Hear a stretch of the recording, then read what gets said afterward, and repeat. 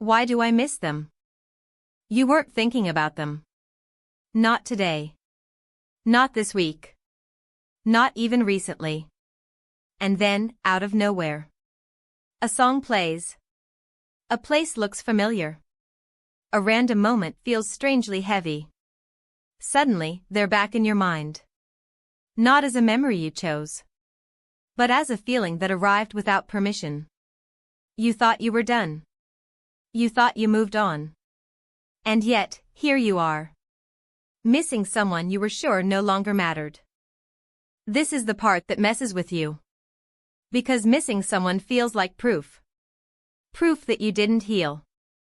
Proof that you lied to yourself. Proof that maybe letting go didn't work. So your brain starts asking questions. Why now? Does this mean something? Did I make a mistake? But the truth is simpler and stranger than that. Missing someone is not the same as wanting them back. And it's definitely not the same as going backward.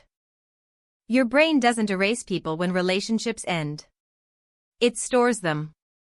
Not as a story with an ending, but as a network of sensations, emotions, and patterns. Voices. Routines. Shared moments. How you felt around them. Even when you move on, those neural connections don't disappear. They just go quiet. And quiet doesn't mean gone. The reason it feels sudden is because your brain works by association, not logic. You don't miss someone because you decided to. You miss them because something activated the network connected to them. A smell. A phrase. A season. A version of yourself you used to be. Your brain doesn't announce this activation. It just delivers the emotion, fully formed. And lets you deal with the confusion afterward. Time weakens facts. But it strengthens emotional memory. You might forget what you argued about. Why it ended. What hurt the most. But your brain remembers how it felt to be understood. To be familiar. To belong. Emotional memory doesn't follow a timeline. It follows relevance. And when your present moment feels uncertain, your brain reaches for something that once felt stable. Even if it wasn't healthy. Your brain is biased toward the familiar. Familiar doesn't mean good. It means predictable. Even pain you understand can feel safer than uncertainty you don't.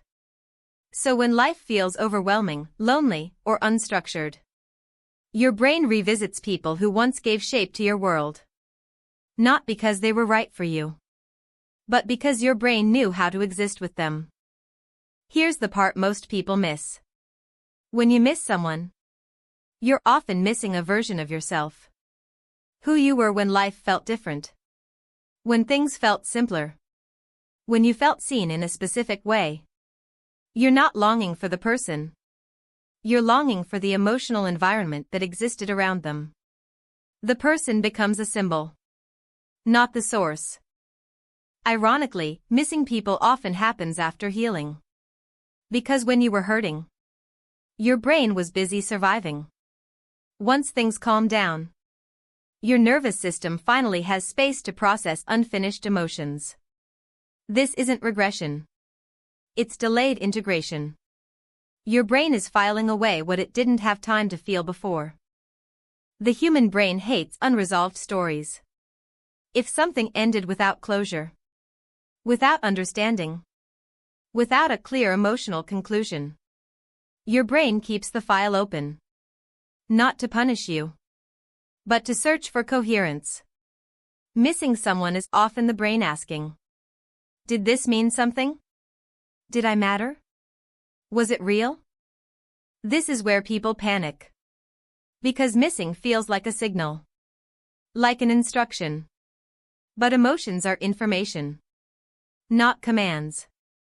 You can miss someone and still know they are not good for your life. You can feel nostalgia without wanting to repeat the past.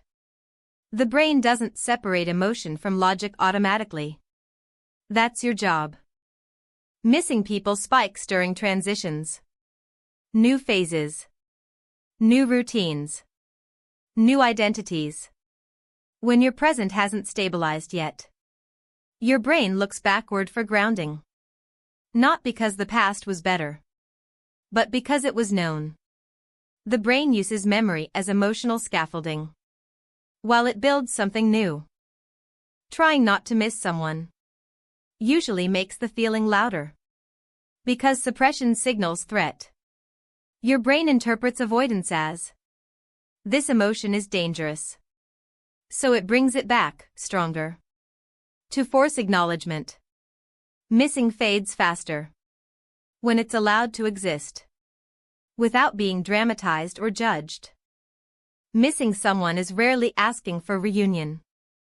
It's asking for recognition. Recognition of what mattered. Of what changed you. Of what shaped you. Once that acknowledgement happens, the emotional charge softens. The memory stays, but it loses urgency. Healing isn't linear. Because memory isn't linear. Some days you feel nothing. Some days a random moment hits harder than expected. That doesn't mean you're stuck.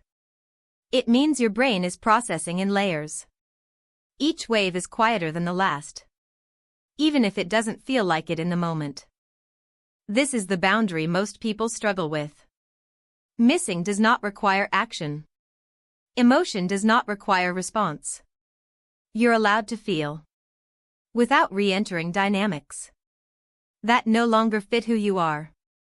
The feeling can pass, without being obeyed.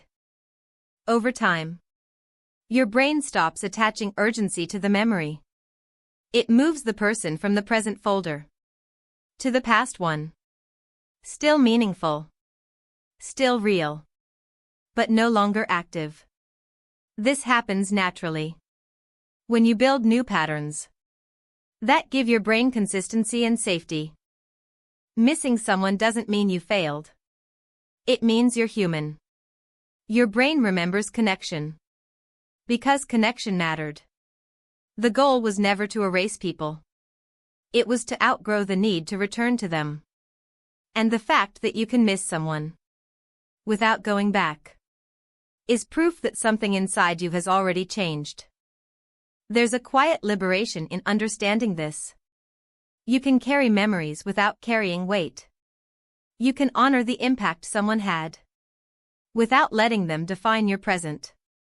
Missing becomes a gentle nod to your own story, not a chain holding you back. And in that freedom, you realize the heart's capacity to remember is also its capacity to keep moving forward.